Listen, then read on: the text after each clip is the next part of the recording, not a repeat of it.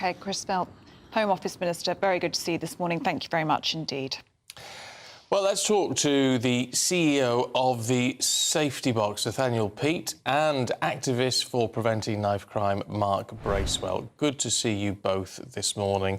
Nathaniel, can we start with you? What do you make of what is being proposed at the moment? Is it enough? Is it necessary? Well, I think it's definitely necessary to actually stop knives from getting onto the street, zombie knives in particular.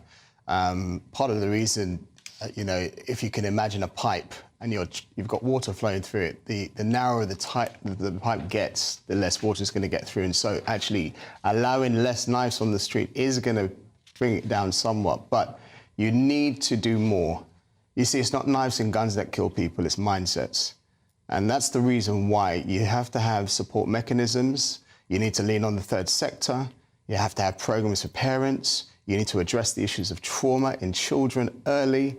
You have to work with young people that are in primary schools to stop them being groomed into gangs. Teaching teachers how to train other teachers and how to work out prevention methods for young people.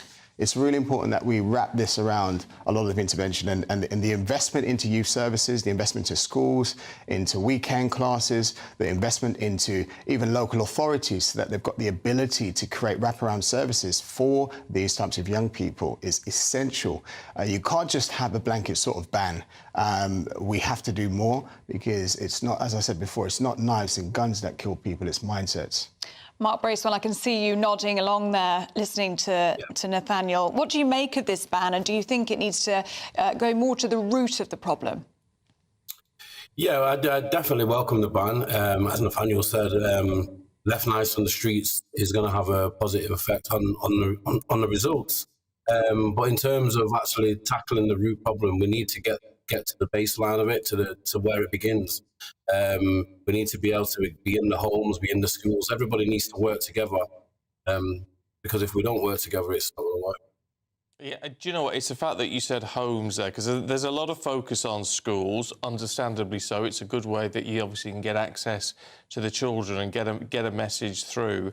But how much of this is caused and therefore needs to be dealt with a change at home? There's lots of talk of you know, families with absent fathers, and is that an issue? Because if it is, how do you even begin to address that? It most definitely is an issue, and that's why it affects every form of society, because ultimately there is a lot of one-parent families out there and families struggling to raise young men who are not being shown how to be men and how to a man should behave within society. Nathaniel, what do you make of that? Yeah, absolutely. Exactly what Mark's saying. I mean, you know, families are critical. You know, you've got mums that are pressured. Some of them have got 2 or 3 children in the house. They're working 2 or 3 jobs. You're in a socially deprived backdrop, maybe coming from, you know, domestic abuse before. So the child's been exposed to all of that. So there's trauma within the parents too. And so it's important that the mums, the dads, the support framework around these children, the home, the family home is supported as best as possible. The issue that we've got is that the local authorities just don't have the capacity. The social workers are overstretched. You know, the issues of social care for young people is a major problem. And we, as the third sector, are strained as well because the funding is just not there. But as was said before, you know, organisations and government bodies like the London Violence Reduction Unit in particular that funds a range of programmes, the violence reduction units around the country which are trying to stretch their funding to help the third sector to support these families. You know, the third sector is incredibly important in filling the gap in between the services and the public services that exist, because it's not only families that need that support, it's also even the officers, the police officers themselves.